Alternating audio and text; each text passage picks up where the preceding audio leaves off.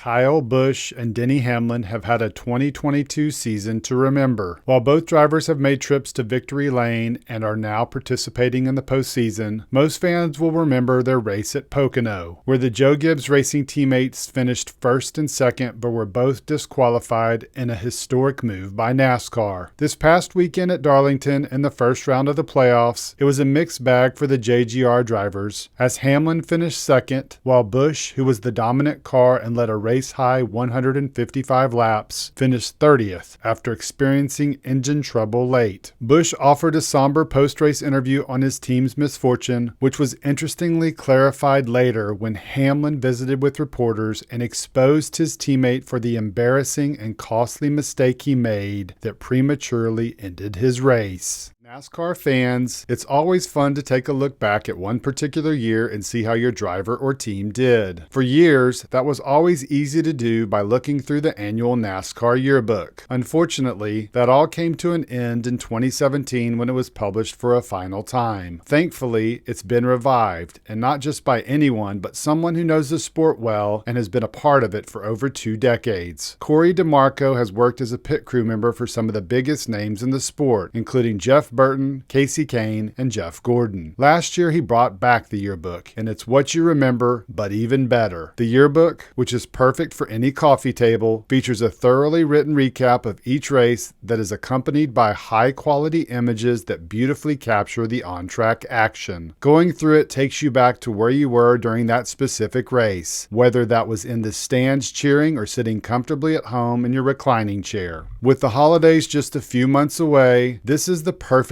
gift for any NASCAR fan, and this is your opportunity to get the yearbook at the best price ever offered. After the Checkered Flag fans can get this awesome keepsake at an incredible discount of 40% off or just $23.95 plus shipping. That's right, this yearbook, which is more than 220 pages long and normally sells for $39.95, is available to you for just $23.95. But an offer like this can only last so long. That's why this offer is available for the next 10 days. Head over to fanmag.com/ATCF and check out their site and enter the code ATCF40 at checkout. That's fanmag.com/ATCF and enter the code ATCF40 at checkout. Don't miss out on your chance to give that huge NASCAR fan and your family the perfect gift for the holidays. Or if you want to just order it as a gift for yourself, we totally understand. You'll be happy that you did.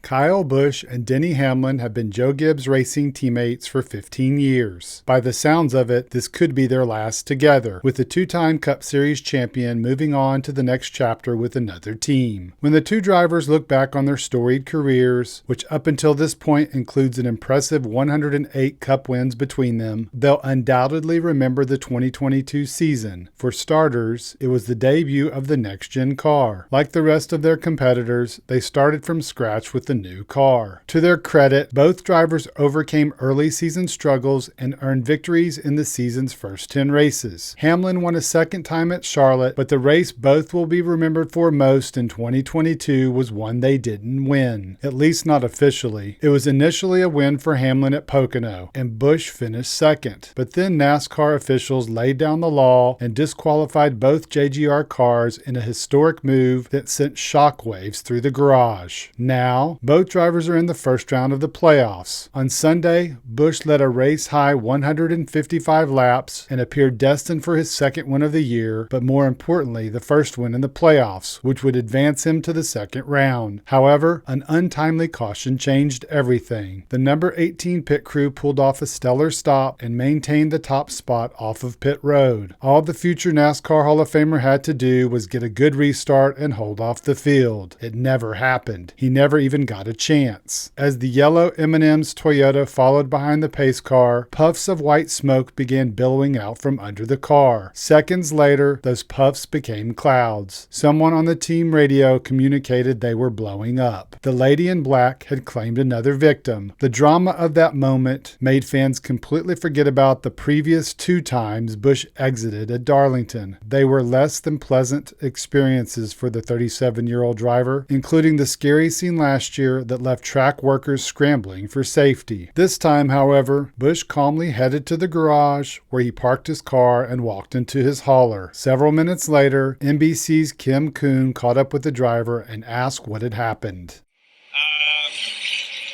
Engine broke. So just unfortunate circumstances for us tonight. The guys did a great job, brought a really fast M&M's Toyota Camry. Just real proud of the effort and all the stuff that the guys have done and gone through with just all the news and everything going on through the year. They've dug in, they've never given up, and they continue. So just had a great car and don't come out with anything to show for it. That's what I really, really hate about it. It was a very different Busch from a year ago when he ripped his team in a profanity-laced tirade. This time around, Busch sounded almost remorseful, ashamed. But why? After the race, fans listening to the SiriusXM NASCAR Radio post-race show found out when Clara B. Lane caught up with Hamlin, who finished second, and asked him if he ever had any concern about his own car having engine issues like Busch. I mean, sure, I can be worried about it, but it doesn't do me any good. I can't change the engine during the course of the race. So, I think the AT missed a shift at some point. So that if you do that, certainly it's going to play a factor in it. But overall, we didn't have any issues.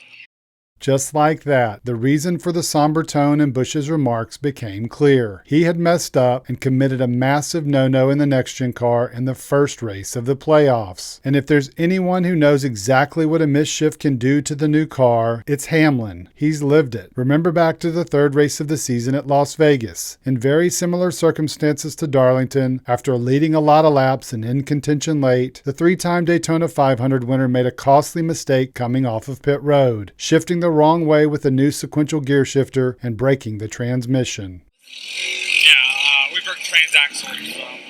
Just killed every gear when I left the road. So we had the best car today. Just got back there, and then we're working our race forward. Just made mistakes. Later that night after the race, the 41-year-old took to Twitter and ripped himself. Fastest car on the track today. Worst driver on the track today. Great improvements by everyone at Joe Gibbs Racing and Toyota Racing. Get me to Phoenix. Hamlin hasn't said anything on Twitter about Busch's mistake at Darlington. He didn't have to. Pointing it out during the interview was embarrassing enough.